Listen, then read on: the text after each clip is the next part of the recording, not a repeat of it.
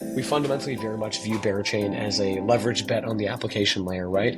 If one was to sort of, put Berachain in a nutshell, it really is an accelerator for the app layer. And with that, we said, okay, well, what is the way that we can give the applications on the chain the absolute best chance of succeeding from day one? And I think that part of doing so is helping them bootstrap initial capital, right? And I'd argue it's more important for those, third-party apps on the chain to be able to do so than for us to be able to say, okay, yes, we've got, this much dead TVL on the bridge. So that was the concept of BoyCo per se. We've seen groups put forward applications in the forums for effectively trading bot volume as well. So thinking like incentivizing trading and engagement on effectively like small/low caps. I think those are both really interesting, and I think we'll see more and more, I'd say, exotic applications of this in the next little while. All right, we're live. Welcome to another episode of BitCast. I'm your host, Jason Kam, aka at Maple Leaf Cap. Today is May 5th, 2025, 1 p.m. Hong Kong time. BitCast is being live streamed to BidClub members. Questions are from the members and my own. Today I'm speaking with Smokey, the co-founder of Berachain. Smokey, welcome. Hey man, thanks for having me. Yeah, good seeing you in Dubai. It was fun. Well, here's a pointed question to you just to get us started. Tell us about the BoyCo and how it came to be. I think it's got 2.5-3 billion of TVL, and the unlock for the Berachain token is coming soon from it. 10 million of it. When is that coming? And then what do you think happens to the chain afterwards? Maybe let's start with that. Yeah, you got it, man. Yeah. So a couple things. To answer your first question, I think BoyCo came as a bit of what I think is somewhere between an improvement and I guess a spin on some of the existing pre-launch programs we've seen done for different chains. We've seen everything from having a chain or an L2 live with a token without a token for a number of months and sort of trying to incentivize TVL in different applications. We've seen people incentivize bridge deposits, etc. We didn't think that either of those are the right move. Rather, we fundamentally very much view Berachain as a leverage bet on the application layer, right? If one was to sort of, put Berachain in a nutshell, it really is an accelerator for the app layer. And with that, we said, okay, well, what is the way that we can give the applications on the chain the absolute best chance of succeeding from day one? And I think that part of doing so is helping them bootstrap initial capital, right? And I'd argue it's more important for those, third-party apps on the chain to be able to do so than for us to be able to say, okay, yes, we've got, this much dead TVL on the bridge. So that was the concept of BoyCo per se. And to answer your question, that capital or some portion of that capital, I should say, and those Bera tokens will be unlocking in about 1.5 days. So on Tuesday morning EST, so not too far out now. What do I expect happens? I think a couple of different things. I think that we probably see some of these positions roll over from sort of these, standalone vaults that were generating Bera tokens into yield earning or, sort of like yield bearing strategies in BGT across the chain. I think we see a bunch of dead TVL or very mercenary capital bridge off the chain. And I think we probably see the, sort of chain revenue to TVL ratios ending up, regulating a fair bit. Yeah. So I think on one hand, I think I'm sure I will see a bunch of threads on Twitter that are like, Berachain's TVL just fell in half or something of the sort, and a bunch of exclamation marks and thread below emojis or something. But I also think I'll see very little change to the actual application layers and builders in the case of the TVL that didn't really matter. Do you feel like I guess there are two parts to this. There's what are those TVL doing currently? Are they gonna straight out exit their BGT position one or another? I guess they can't. And then the second thing is after this unlock and then the TVL sort of moves over, do you expect them to outright sell the Bera token to get, or do you think it's already hedged? And do you expect their behavior in the sort of TVL provisioning be any different? Are they going to keep on sort of providing TVL and dumping, or do you feel like the ones that left over are a bit more or a bit less mercenary than before? I suspect that the ones that will remain are a little bit less mercenary than the initial groups. I think that as a rational actor, I have to assume that every single token that is given out will be sold. That being said, there's obviously work that we're doing to ensure that that transition is done smoothly. So basically, I would say that we've actually set up a set of like rollover vaults, if you will, that basically allow people to say, "Hey, I was in this position, and I can zap over to that position," or "Hey, I've just gotten these Bera rewards, and now I can like deposit them in protocol X, Y, or Z." So yeah, I think we're trying to make it as easy as possible for people to take the rewards they got or take their existing deposits and find something productive to do with them. But I always have to plan for or assume for the worst case scenario. And from your conversation with the largest TVL providers, do you feel like they hedged it ahead of time, or do you feel like that they haven't and they're just? I'm genuinely curious what those people are thinking right now. I think that there's probably a meaningful amount that are hedged, especially for the more sophisticated LPs. But I cannot say for sure. Do you expect more BoyCo like structures in the future where you inflate more bearer tokens for TVL provisioning, or this is kind of a one and done type of deal? I think that there will be. I don't really expect to do that kind of a program in the future. I think there's definitely some good lessons from this. I think that on one hand, I think that we were able to, draw a bunch of attention to good applications.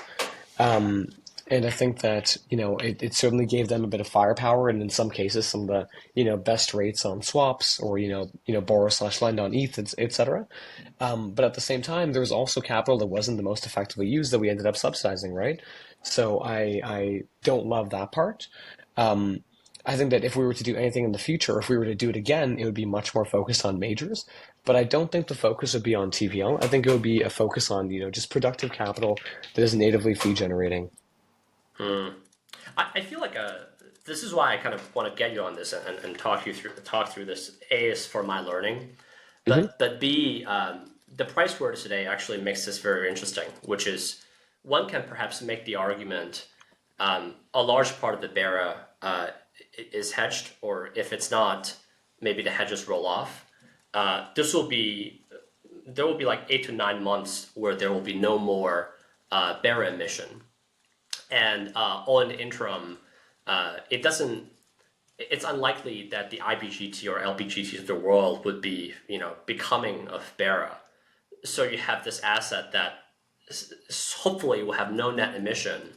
Um, the, the unlock that prevents people from getting involved is now gone. So you have this like lease of life, so to speak, to really ramp up the protocol. Um, am I thinking about the emission the right way, or am I missing anything sort of in the middle that could sort of really Uh, change the supply demand structure? no, I mean, I think that's like quite directionally correct. I think that the thing to keep in mind, of course, that there are, generally emissions, is that we are an L1, and in the case of proof of liquidity, you're very much fundamentally renting liquidity and network activity with those emissions as opposed to security as you would in a standard proof of stake chain. Um, but yes, I think that you've got the mental model correct. There's no other, unlocks. There's nothing else hitting the market apart from just the general, block rewards.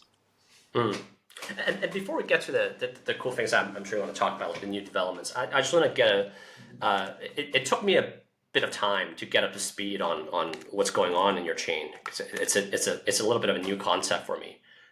Maybe just some clarifying first, and then we'll dive into the PD efforts and the growth. Um, uh, all of the emission happens in BGT, correct? There's no emission in Bear, Yep, correct. and the only form of liquid, uh, like if I'm staking Bera outright, I would get BGT, but that's not sellable unless I convert it 1 to 1 to Bera. But BGT currently trades at a premium, so a rightful economic actor Correct. shouldn't be doing that. Okay. Yep, you've got it. As in, I think a long-termist, or rather an economic actor who's thinking about maximizing perhaps their yield potentials, would likely say, "Hey, I'm going to, hold my BGT. I'm going to, delegate and or boost it to a validator and earn, somewhere between 2 and 1,000% yields, or sorry, 200 and 1,000% yields. And then I'm going to, perhaps in the future convert it to Bera, LP it, do whatever I like with it after." And then the BGT premium. manifested through IBGT and LBGT created by Infrared and the other protocol I'm forgetting. Um, it's currently at a 30 to 50% type premium. Is that correct? Yeah, yeah, exactly. It sort of trades at Bera plus some future facing value of the bribes and or incentives that'll be going towards BGT over time. Yeah, and you would feel that that is the major source of driver to the premium that IBGT has. Yeah, I'd say that, and of course, some degree of implied value of that liquidity, in that you're maintaining the optionality of having that BGT, which is always redeemable for one Bera, along Mm. with the future facing value of whatever might come towards it. Why would anybody own BGT versus the liquid parts of it? Yeah, I mean, great question. I think that you Yeah. have a lot more control over what exactly you can do with that BGT if you own the naked BGT. In that, notably, each validator has a different yield profile, right? And there's many cases where there's a validator they'll have like 500% or 1,000% APY, while a given IBGT or LBGT type derivative will have fractions of that, right? Given especially the Mm. scale of some of those protocols as well. So I think that there is value in being able to have that. At the same time, certain validators on Berachain, will basically choose to accept incentives and or direct their emissions towards different protocols that may in turn, give them emissions or give them incentives in the form of different tokens. So some groups might basically say, hey, I'm just going to profit max. And I don't really care what form, like what tokens I get, as long as I can liquidate them for max profits. Others might say, hey, I'd rather like stack Bitcoin, or I'd rather, stack stables, and be Mm. much more selective with that. And of course, in the future, as we move towards fully on-chain governance, we do expect those holding BGT to have a greater role in actually being able to sort of guide the network's decisions. But I'm not going to pretend that people care about governance to start, at least. I think that has been, a bit of a meme in many cases. But I do expect that role to evolve over time. I see. So it seems like the difference is future potential benefits and incentives going to BGT stakers has additional governance step for that incentive to go to, let's say, IBGT owners. Yeah, It's not uh, like a, okay. yeah. Like I think that's that's partially true, and it's also just like you have a greater degree of choice when you own Yeah, naked BGT than when you own IBGT, because in the case of IBGT or LBGT, it's Berapaw or Infred choosing where your tokens are being delegated, as in which validators your BGT is being staked to. In the case of having naked BGT, it's sort of your call end to end. got it. Um, in a sense, it's a very clever mechanism. I want to spell out a little bit because for most of these chains, the initial emission comes out and it's just nonstop dumping by every other actor. But in this case, it's cleverly circumvented as the initial inflation comes in the form of BGT, and because of the bribes dynamics, the high yield props up the premium and actually gives people incentives to own and purchase BGT. So, supposedly speaking, Bera should not be negatively impacted by any of these inflation. Um, what we have seen, however, is a bit of a different dynamic, which is you can blame it on sort of potentially market conditions. But why do you think like I would have thought Bera would have performed better? Um, there are a couple of reasons in my mind of why that might be. I thought it could be because of the BoyCo unlock. I thought because it could be because of the dynamics where all the mercenary actors are max long IBGT and then shorting and hedging Bera on the other side. I could see the reason of potentially no natural buyer of the token because everybody's kind of owning the BGT to yield farm. Um, I guess it's not a fair question because you don't control the market, but if you when you're strategizing the team and sort of thinking about the price performance, what do you think you could have done differently, or why do you think would have caused this sort of price action that we see today? Yeah, I mean, a couple things. I think that you've hit a number of the potential points. And I think that they each have different degrees of truth, right? For example, the long IBGT or long BGT derivative short bear trade is an idea that's been thrown around a lot. Sometimes it ends up being invalid just because like the funding rates on Bera have been pretty aggressive in terms of Yes. shorting, right? So, unless you're willing to play that out for 6 to 8 months, let's say, it can end up being a pretty tricky trade to throw off. Not to mention that you really can't get any form of size into IBGT as of yet. Though of course it's great for your retail trader that's thinking about throwing in 100K or 500K or whatever it might be. Um, I also think that like a couple things. One is that we found that for a meaningful period of time, there's still a fair bit of balance on exchanges from the Binance Launch Mm. Pool program and presumably the initial airdrop that has very much tapered off towards like the last couple of weeks, honestly. Um, and I think that beyond that, if I was to be as bold as to say this, I would say that we are one of few protocols this year, or few protocols in the last few months, that has not scammed our launch, if I'm to say that relatively bluntly, in that we do not have a 3-3'd insider supply of, you know, of a bunch like sitting with a bunch of people or in one spammed wallet. There's actually tokens in circulation, and that means there's tokens for people to sell. And that's a bit of a gift and a curse. I think a couple other things hurt us along the way. One was I think that as we transitioned from sort of like lighter stage, or what I should say is like the first form of POL, which is just pairs within the BEX or our native DEX, to sort of like a free for all. I think that we took the reins off that a little bit too quickly, in that we opened it up to all these pairs that might not necessarily use Bera itself. And on one hand, that was great because it meant that there was lots of bribe revenue going towards BGT and more incentive for people to hold BGT. But it also sort of did not balance that equation effectively in terms of having enough reason for people to say, okay, yes, I'm going to hold the Bera token, right? So I think that equilibrium was not effectively reached in the first place. And I think that that's something we've actively spent time and effort working on over the last little while. Mm.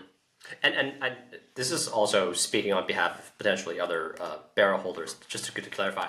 Um, do you guys crime and have you OTC'd any tokens yourself? Have sold zero tokens in any which way. Yeah. Mm. No, and that's to, like saying no, no, what's the right word? I'm not trying to double speak in any way. So it's not like, oh, I have an OTC, but I've, sold through a market maker. Like, no, like they're, myself and our team members have done nothing of the sort. No crime. Perhaps not enough crime, honestly. Like maybe the crime Mm. was the answer, but I think that we're happier this way and are down to play a long game and sleep well at night in terms of legal and moral risk, if you will. We've had a bunch of people ask us about stuff, but honestly, I think we've done things quite by the book, perhaps too by the book in some cases, Yeah. and that's If fine. if anything, the sort of large giveaway of airdrops without any logging definitely contribute to the selling pressure over the Yeah, I first mean, couple months. 100%. And like, look, there's lots of stuff that is on us that we could have done better too, right? And I'm the first person to like. I believe that if you're gonna eat shit, don't nibble, right? I think that one of the things that we allowed to happen was sort of like this, like Bear as a farming chain narrative to exist, and I think that we'll see more and more of that dissipate over time. But I think just given the DeFi heaviness and the DeFi focus in the ecosystem, and the fact that people could potentially even earn BGT without having Bera, it's just like, okay, yeah, I'm gonna go farm on Bera, right? Interestingly enough, this really hasn't translated into as much of the, market pressure as people might think.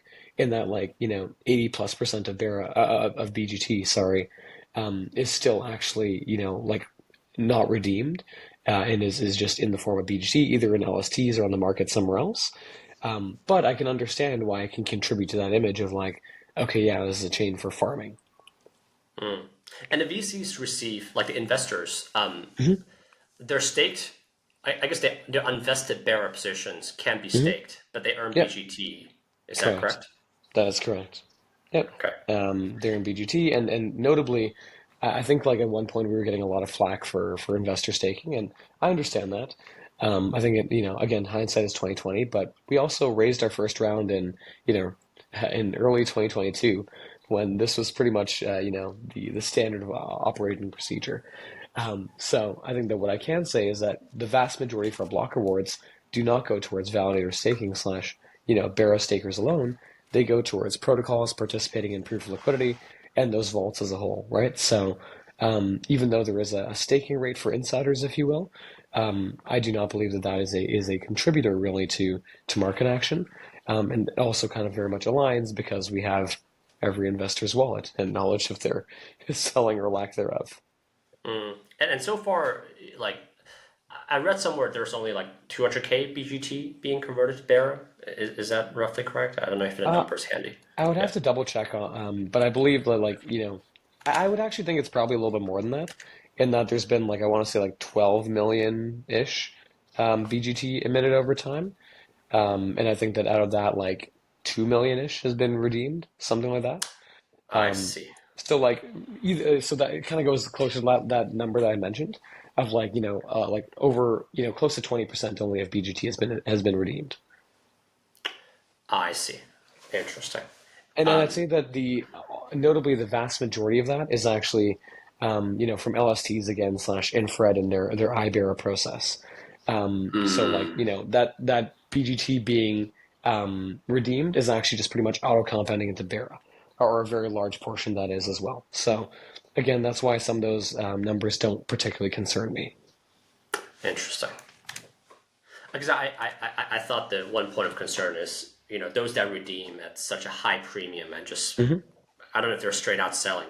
Those are probably the mercenary actors who don't want an ecosystem, but I could be mistaken. Correct. Yeah, no, I think that's fair to a point. And the last part about this housekeeping I want to get through before we go to the real questions. Is there any is there any real syncs that is current or planned for Bera and BGT at all in this market versus just straight out staking? Yeah, I mean, like, I think there's a few different things within the ecosystem that have already seen quite meaningful uptake. On one hand, if one even just looks at a very simple, like, Bera iBera type pair, so like basically Bera paired against its LST, within Kodiak, for example, that's often, found itself to be in the mid double digit APYs, so somewhere like the 40 to 60% range. Our funding rates have been hilariously negative. So in many cases, one can actually supply Bera on Wasabi and earn close to 100% APY on that. Similarly, solid profiles in Euler and Dolomite, so lending markets.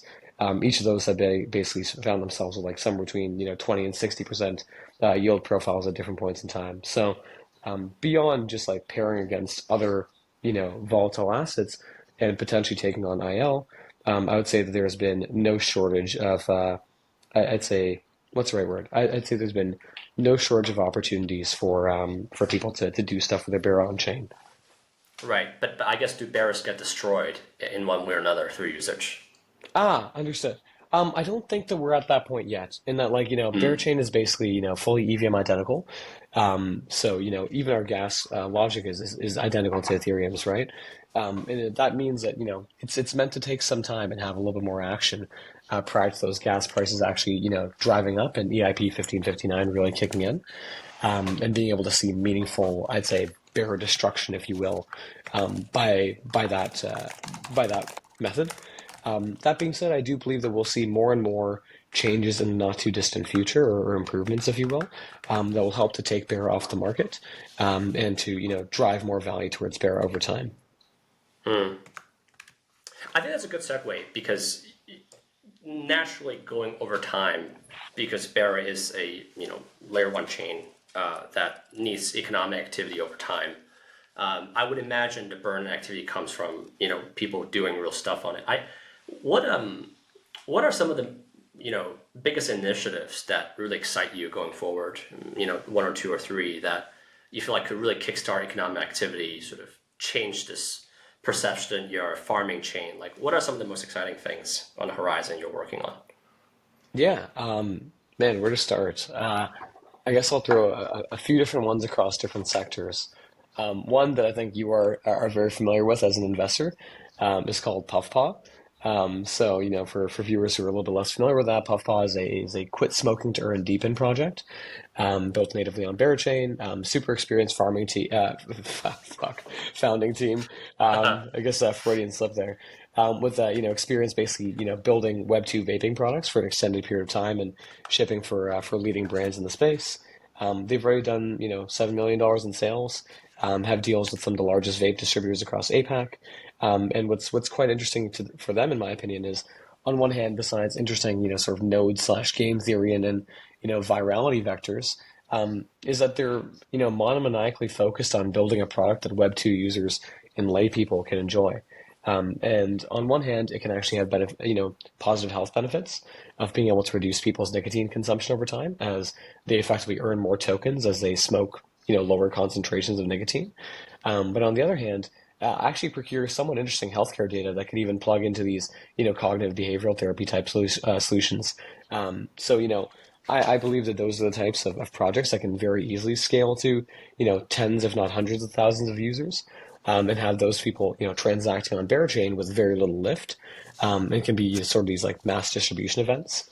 To the same tune, there's groups like Wombo slash W.ai.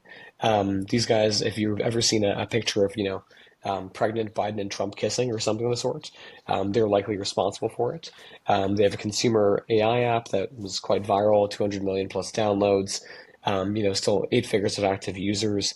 And they're actually looking to effectively backend that into a decentralized, compute aggregation platform where a user who has an application on their, phone or web app can actually, basically contribute their passive compute towards, the W.ai protocol.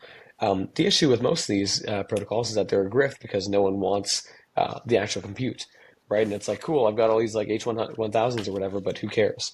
Um, and on this side, since Wombo actually has a successful NVIDIA-backed utilizing real people web app and mobile application, they can actually dog food the product and actually be their own first customers before selling into another number of other locations. So I think that gets very interesting. I think groups like Over Under are very exciting to me. They're a computer vision powered esports betting platform, built by ex-NSA and Robinhood guys. And they've basically trained on a number of different esports streamers and their gameplay and use that to basically identify the odds of a given event happening in game. And what gets really exciting there is that, with I'd say a very small number of streamer partnerships and a couple thousand users, they're already cash flow positive and growing quite rapidly. And they have massive horizontal distribution potential because with user retention stats of, an average of 30 minutes spent per day per user, 5 hours per power users, et cetera, and, sort of like a 10% rake on that volume, I think that's very much something that can very easily scale to, again, tens or hundreds of thousands of users by using Berachain for settlement, using POL to incentivize, utilization of the application, or sort of like VIP type programs, and actually allowing people to do something that they want to do, right? There's all sorts of, weird, spicy stuff in between from, compute loans to people building digital passports for pet identity. That's, working with some of the largest pet stores in the world, to people building fan engagement platforms for large sports teams and soccer groups, to, some of the largest market makers in the world in precious metals, all come into Berachain. And I think that those are all groups I think see the combination of, on one hand, a real user base and community that's interested in and excited to engage in some of these projects. And finally, a chain that's actually been built from the ground up to act as an accelerator for its applications and help to reduce the customer acquisition cost and drive value to those apps themselves, with the hopes of, effectively constructing a chain level venture portfolio that allows for, the greatest degree of success and the greatest potential for unicorn bets to come out of that ecosystem. Um, so yeah, I mean, yeah, those are sort of just some of the ones at the high level that I think will be very interesting, both from a distribution and fee generation point of view, simply because they'll have, thousands and thousands of users hitting Berachain whether they realize it or not.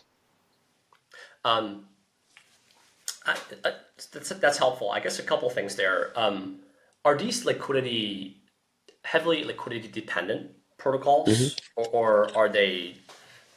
You know, I'm assuming they're self-contained, like they don't need billions of dollars sitting on Yeah. there to be I, drawn. And do they are they attracted to you because I guess Berachain give them Bera token grants and that's why they're attracted, or like what ultimately attracted them? Is it the yeah. users? Is it like so, yeah? I think that so the nice thing is like we don't do grants of any sorts, and we've always kept it that way. We think that, if anything, POL is the closest thing that one can get to like a perpetual grant at the chain level. Though of course it's not a free grant. It's a grant that comes at a bit of a discount, if you will, in that, you as the application are hopefully paying 80 cents and the chain is giving you $1 for your LPs. Um, I think that it's been a combination of factors. To answer your question, I think that a lot of these are not deeply liquidity centric, and that's kind of a good thing. Um, there are, of course, like variants. Like on the other side, there's a group called like Daylight, for example, which is like a DPIN slash RWA project for decentralized power grids. And they work directly with with local PPAs to enable users to aggregate and contribute power to wider grids and sort of form a part of that marketplace.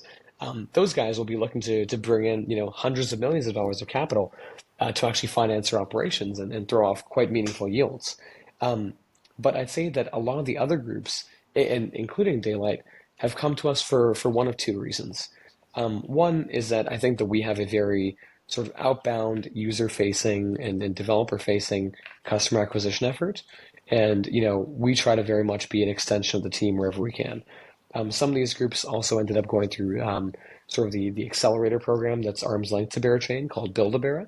So Puffpaw and Over Under and Pawpass are each examples of that. That were sort of like, where we helped along the way as the team was building out. In many cases, it's that, the team either has a great idea and a great product, but has no idea how to pitch, or, a really good, pitcher, but no fucking clue how to do product. Like they just have some part of the equation missing. Um, Mm, and then I think on the other side, a lot of these groups were able to see that there's actually a community of like rabid power users that want to try new things and want to be that first audience who actually interact with the exciting new protocols and things being built on chain. I think a lot of it was, um, the right degree of proactive business development and really getting your hands dirty and finding ways that POL can benefit the applications themselves. And on the other hand, really just, I'd say, doing the work of figuring out how we can make apps win. I see. So the TVL heavy ones, it seems, is pretty straightforward. Like they like Yeah. this is a good place where you can bribe your way to billions of TVL, Yep. rightfully so, and that attracts them. And then for the crazier applications, their belief is a feverish sort of audience base naturally serves as onboarding to them, even though they don't get the POL token incentive. Yep. 100%. And I think that like what that will very much evolve into is, some of those groups that want that feverish audience base, finding the action set or the group of actions within their protocol that's most exciting for them, and then incentivizing that. Because I think that a common misconception, this is our fault because it's almost something that we learned more about in post or as the chain went live, is that, while POL and proof of liquidity sort of points towards active liquidity at the highest level, what gets most interesting, arguably, is when that can be used to not just incentivize passive liquidity, but actually, a given action, right? So a certain amount of volume being done on a perp stacks, a certain amount of spins being done on a casino slash betting project, a certain level being reached in a video game, a certain amount of hours being spent, whatever it is. As I think we believe that many applications have a point or a sort of an inflection point within their life cycles, or sorry, within a user's life cycle, where that user becomes infinitely more valuable to that app. And if POL can actually be used to help users get to that point, then I think that becomes very interesting as well. That's actually a very important point. I don't think it's well disclosed or well discussed. I believe there's a new initiative where the BGT emission focus could shift in the future from purely being TVL to hopefully well structured on chain activities, You've got which it. has more to do with DAU growth to a protocol or on chain transactions. Is that roughly correct? Yeah, and I wouldn't even necessarily say DAU or I imagine it's more just like user value, right? Because if that means that you take one user and turn them into like your absolute turbo whale power user, then sick, right? And if that means Mm. that you can, build a VIP program, awesome. If that means that you can build a, sort of spicy MLM program that allows you to onboard lots of people, also works, right? You could very much figure out a program where you effectively give someone a receipt token if they manage to onboard 100 other people to a platform and incentivize that action, right? Like, I very much think that the sky's the limit for what you can incentivize with POL because you can very much find a way to issue a dummy receipt token that is representative of a given action, um, and then use POL to drive value towards that.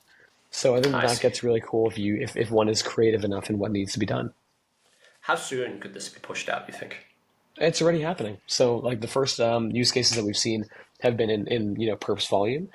We've seen groups put forward applications in the forums for effectively like trading bot volume as well. So thinking like incentivizing trading and engagement on effectively like small slash low caps. I think those are both really interesting, and I think we'll see more and more I'd say exotic applications of this in the next little while. The other So thing I like think we talked about, yeah, go ahead, sorry. I was so like, I could very much imagine something where, Puffpaw looks to incentivize people who are, hitting, who are basically using their application or using that vape like on a daily basis up to X period of time. In the same way that, certain games you log in and you get a bonus every day for 7 days or whatever it is, right? I do believe that there's a really interesting gamification layer. I was even thinking about, could we collaborate with Kaido on like a Yapper vault of some sort, right? Um, there's group works that like the Bera baddies want to do in terms of like a content generation vault. Um, all these things, of course, get increasingly nuanced and spicy and subjective as they get more complex. And of course, you need better guardrails in place to make sure that they aren't extractive. But at the same time, I think that if used, like thoughtfully enough, PL can be an absolute weapon for people looking to build an ecosystem. It's kind of a complex topic because there needs to be a way to track these things such that they are, I guess, can be gamed. And I would imagine in the end it translates to economic value that bring to the chain. You got it. So one other thing before we get to this holistic economic equation, which we'll talk about in a second, but the other thing I think we talked about is uh, the BGT today is emitted to protocols and the stakers, but none of that goes towards Berachain, the protocol, or none of it goes towards sort of accruing to Berachain itself. Is there any plans to change the tokenomics a little bit to sort of make this emission more value creative in that way, sort of splitting up the BGT emission? Yeah, I mean, I think that you hit it on the nose, and it's something that's been a topic of discussion within the community, within myself and liquid funds, founder friends, or investors, etc. In that right now, I think there's an argument that BGT can be a little bit too OP, and like gift and a curse, right? Gift because it means that there's lots of BGT, sort of basically kept off the market slash prevented from redeeming into Bera, which is great for us from like a sort of a flows point of view. But also, it's not enough to just reduce sell pressure on Bera. There has to be a reason for it to go up as well, right? Beyond speculative premium, especially in a sort of like wacky market like this. So what has been increasingly contemplated, and I suspect that there will be some version of this that is ultimately implemented, subject to governance and community sign off, is effectively, a sort of a variable rake or tax, barrifs, if you will, on the bribes that are going towards BGT.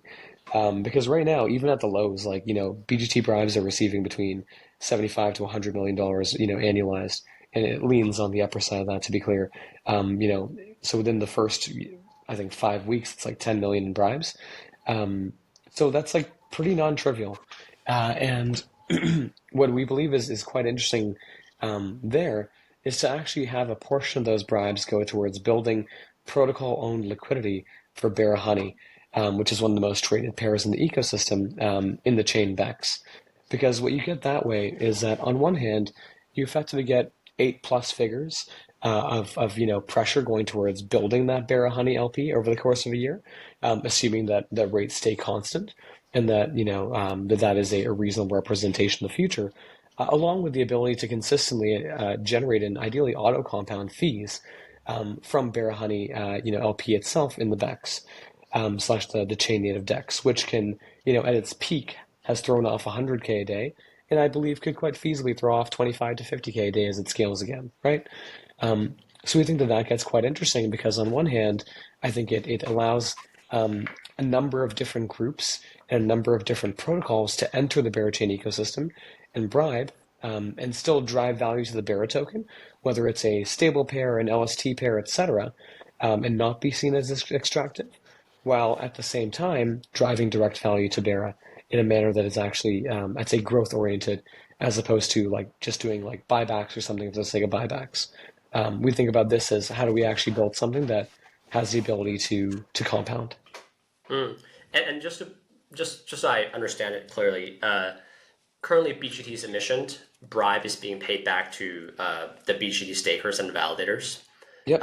What is being talked about is a percentage of those bribes being taken to, I guess, through you guys, and goes into being sold for honey, and then gets added to the honey bearer pair. Is that fair? Yeah, it would depend on the composition of the bribe. As in, let's say the bribe is like 80% Bera, right? We would of course in that case we wouldn't try to sell Bera for honey, but what we might do is say, okay, you can take that Bera and match it against honey that's generated from the Bex fees at the moment, right? And then contribute that to Bera Honey LP. So effectively taking, non-Bera denominated portion, effectively nuking that into honey, pairing that against the Bera, and adding that to the Bex. Mm. Why not just straight out buying bearer? You could, but like, buying Bera alone is is just that, right? And I think it's actually even more fighting gravity. I think that what we can do by actually having that contribute towards protocol owned liquidity is that on one hand, that's a little bit more, I think in line with the thesis of Berachain as a whole, in terms of just like actually finding ways to have the applications drive value to the chain and vice versa. And beyond that, it actually, reserves the value to compound, right? So one could say, okay, cool, take $30 million and buy Bera, or you could say, okay, take $30 million and 15 million of it goes towards buying Bera as part of this Bera Honey LP, and that Bera Honey LP then starts generating, 50K a day, and that 50K a day becomes $18 million a year, right? Of course, I see. I'm using naive and or sort of not fully nuanced math there, but I think the goal is to build something that can actually be growing in value over time, as opposed to just saying we're going to do buybacks because it's hot right now. I think that would marginally help. I think, and right now, help me think about this. So 10% of annualized inflation in BGT. Hmm. How much value are the validators and stakers getting back in bribes versus that? Is it like a 2 to 1, 5 to 1, 6 to 1 today? Do you have a goal to where you want to get it to? Yeah. Help me understand the question a little bit more. As in, when you, Yeah. as in like basically for every dollar of BGT emitted, how much is like a validator or staker earning kind of thing? Yes. Okay, got it. I mean, I think one of the better representations of that is kind of like the IBGT slash like LBGT type premiums, right? Because that'll basically tell you that like people are pricing that, including those emissions, at between a 30 to 50% premium. And I do expect that to decrease over time quite naturally as the supply of BGT increases, right? Unless people just, and I believe that at that point, a bit of an equilibrium will also be reached, where supply of BGT will increase. Then some people will say, okay, these yields aren't high enough to be attractive for me. They nuke it into Bera, then they do whatever with that Bera. Maybe they sell it off, etc. Rinse and repeat. Mm, I see. That would make sense. Because I guess the equation, what I'm trying to arrive at is BGTs being emitted, the bribes go straight back to the people that sort of own the BGT and are staking it. Yep. In the future, what could happen is uh, because that's just kind of a TVL game, sort of. But in the Hmm. future, a big part of BGT would go towards those that don't stake, like or don't provide a TVL, but they are contributing activity. Hmm. Additionally, part of the bribes also goes towards uh, activities that, well, effectively directly supporting the bearer token or becoming Yep. an LP pair. Yep. I guess, is there a goal in your mind of how big those activities would be to really start sort of hitting the goal in your mind, and how Mm. soon do you think that'll happen? Good question, man. Um, I think the tricky answer, unfortunately, is that it depends. But I think that some of these applications that I'm most excited about will very much be in growth stages within the next 2 to 3 months. in that, for example, Wombo is pretty much ready to go within the next month or so. The Puffpaw guys just set up their foundation. Over Under is live and in beta at the moment, and I suspect after a little bit more product testing, we'll probably go into mass expansion mode. Pophass is building out their infrastructure at the moment. Um, you know what I mean? As in, like, I think a lot of these are not, they're not like SoundCloud rapper, like big things coming, months and months away. I think they're actually very much either accessible at the moment already or on the horizon in a manner that's accessible to people. Mm, I see. So I guess in the short term, just get through the BoyCo unlock and then work on all of these effectively BD activity on chain, getting more protocols to launch, contributing to the burn, and then pushing through the two changes that we talked about on shifting BGT incentives from just pure TVL to on-chain activity or anything that signals real economic activity, and then potentially adding the Bera to Hmm. it basically adds to a protocol on liquidity that drives fees. Uh, Yeah. yeah, yeah, Yeah, yeah. no, Am I I missing think anything? That's like yeah. I think you've got a good sum up there, man. And that and I think it's almost equal parts fundamentals and narrative, right? In that I think that on one hand, being able to say, hey, this is how this actually expands the fundamental scope of applications that will make sense on Berachain because they don't just have to be paired with Bera, they don't just have to utilize Bera, etc., to actually contribute to Bera's value. Of course, it'll be favored, and I think that we'll see greater focus on ones that do utilize Bera because then you sort of get like a nice double whammy. But I think it's actually something that increases the net TAM of things that are interesting and that may want to engage with Berachain. And then I think that on the other hand, it's actually about us just being able to tell that story more. And I think that we've always, like to date, like, we have shied away from, like, we haven't done anything with KOLs or, sort of inorganic marketing, if you will. And that's not to say that we're going to lean into that either. But I do think that we can do more concerted growth pushes and actually do a good job of telling people about all these things. Because I think over time, these are ultimately the types of businesses that are palatable and make sense to later stage institutional capital allocators.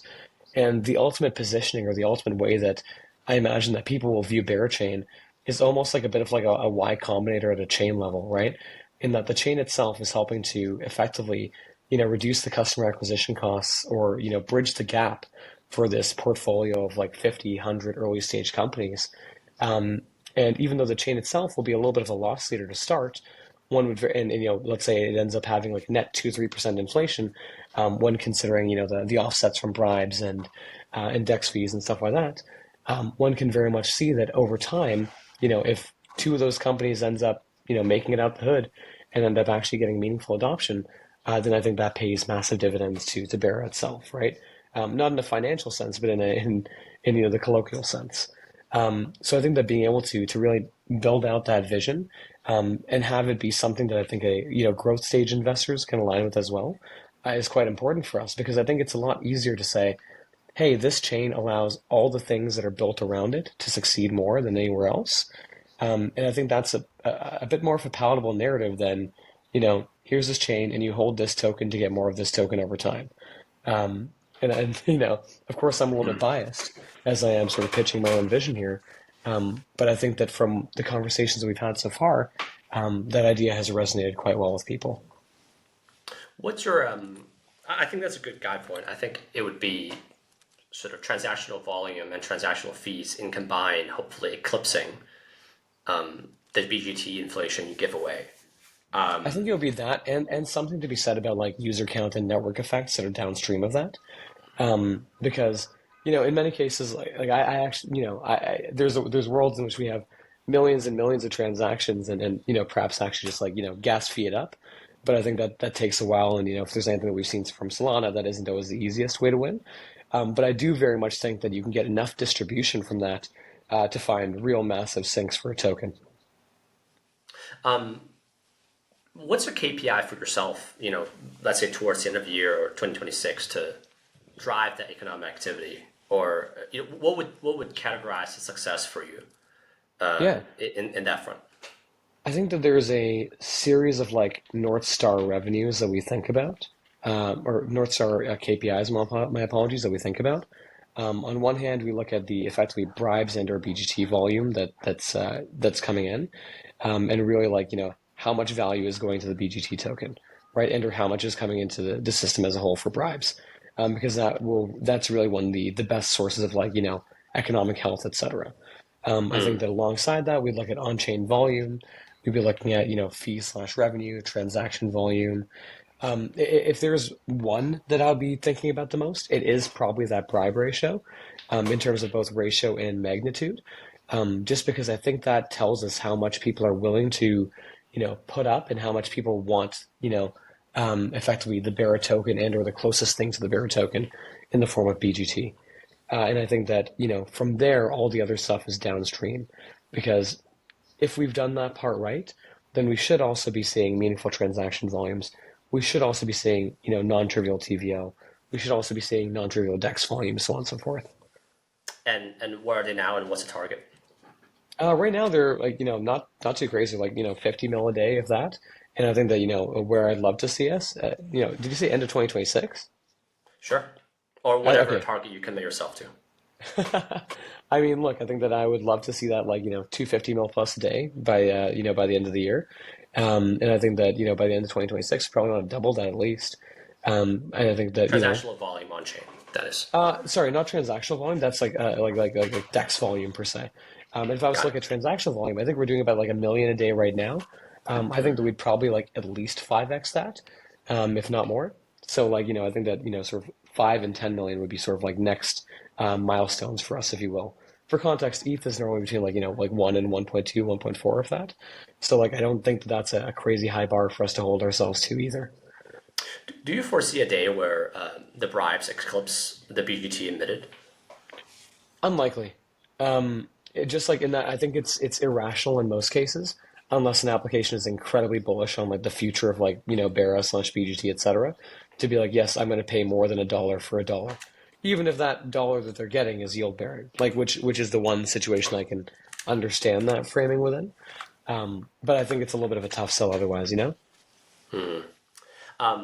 how do you fund your operations today? Like all of these, the cost that do you have a treasury of VC raised capital that's USDC? Are you selling Bera? Or like how do you fund your operations? Yeah, so zero Bera selling, and we're hoping to keep that way for as long as possible. On one hand, recently the foundation moved, effectively the USDC that's collateralizing Honey, our stablecoin, into Coinbase. So that's helpful in terms of earning yield there. There's also a deal with PayPal USD, which I would not, disclose the exact terms of, but effectively allows the foundation to earn a cut of the PYUSD yields, that are basically, I should say the T-bill yields from underlying PYUSD across the ecosystem. And I think that that's probably one of the more healthy ways to go about it, in that, the goal is to get to a point where it's sort of like, break even and or cash flow positive off of stable revenues alone. I wouldn't say that we're there as of yet, but I think that that's also a very feasible goal because then, like, you sort of de-risk the foundation dumping on your head part of running a company Yeah, and investing in a token. I think that the way I think about it, you kind of need the flywheel to spin the other way, which is something that creates significant wealth effect as an Yep. underlying consumer product that soaks up Bera and BGT, and then I think that would create demand for Bera and then Mhm. expand the premium for BGT, Yep. and then in this process, effectively attract activity and TVL back in again, and then Yep. the loops flex this the other way. Until that happens, you're kind of just grinding to get more activity on chain, Yep. and you have maybe like 8 to 9 months to do so aggressively, so that it For sure. becomes sustainable. Yeah. For sure. And I think that there are certain products that I think have a fairly high chance of doing so, especially those that have a little bit of an element of looping in there. Interesting. When are those coming? You think?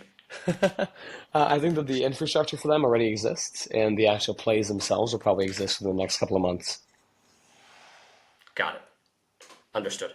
Um, Is there anything else we haven't covered yet that you're really excited about? I think we covered the potential PLL change. We covered the Barif. We covered some activities that you feel like could really jumpstart on chain. We talked about Berachain. Is there Yeah. anything else? Yeah, am I missing anything here with the You know thesis? what? I think that one part that's intangible but is a little bit interesting and it is often a meme, but I'll throw it out there because I do believe that it's an important part of the Berachain, ecosystem or thesis. Is that like I think that culture is one of the most difficult things to quantify, right? Um, and I think that one can try to ascribe a number of different characteristics to what is culture, if you will, at the chain level. But I think that whether that be, the NFT ecosystem that Berachain originally sprung out of, whether that be stuff like Me Bera Maker or Study Teddies, whether that be stuff like the Bera Baddies, I think Berachain has like a fairly rich culture that ultimately translates to interesting, barbell effects. And that I think you sort of have two types of people primarily on Berachain. One is your giga mercenary who's like, I can make money here. I'm going to be here to make money. And the other is like the I really fuck with the vibes here, and I'm gonna be here because I fuck with the vibes, and I'm quite price insensitive because I'm entertained by this.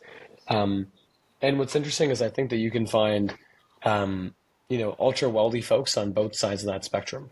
In that I recently had the pleasure of meeting one of our larger whales, who has, a very meaningful bearer position. And he was like, yeah, man, I'm here because of the steady teddies. Then I slung like, $20 in here. And I'm like, all right, that's sick. Thank you for your service. Um, Mm, and I think that's, easier said than done and something that's quite difficult to underwrite, and very interesting to see in action. I would give a particular shout out to the Bear Baddies as well, because even though like, people like to make fun of them at times or give them a hard time for being girls in crypto, um, I think that I've rarely seen this degree of speed and depth of penetration of a community. In that, if you look at like a number of the of girls on crypto Twitter who either work at different companies or are getting deeper into the space, you'll start to see Bear Baddies in their bio. They have like close to 1,000 girls who are signed up. Like 500 of them have completed like a course on how to use POL and like gotten like certificates and stuff, which is hilarious. And I actually think that they will be an absolute weapon when it comes to distribution, for content and broadly applications on Berachain over time. Like they have like streams on a weekly or bi-weekly basis that end up pulling in 5 to 10,000 users quite regularly. mm. And I think that's nothing to scoff at, given that one of the biggest issues that crypto has right now is distribution as a whole. So I think that when you take an interesting financial system in POL, combine it with a incredibly strong application layer in some of the groups that I mentioned, among many others, and then sprinkle a community/culture element on top, then you end up with a very interesting package, in terms of catering to social, emotional, and financial needs, if you will. Yeah, I suppose all that it takes then is for you to find something that is could potentially go viral and Yeah, drives a lot of value back to the chain, right? You're kind of just waiting for that. yeah. I mean, I think that every chain ideally finds its like eureka moment, or it's like it's golden goose. And I think that again, until it's at that point, it's like a shots on net venture approach, and I have no issue with shots on net. Understood. Um, cool. Let's see if the group has any questions. Let's give it 3 seconds. Smokey, thank you so much for your time. Get some rest. Of course, man. Thank you so much for having me. Yeah, thank you so much.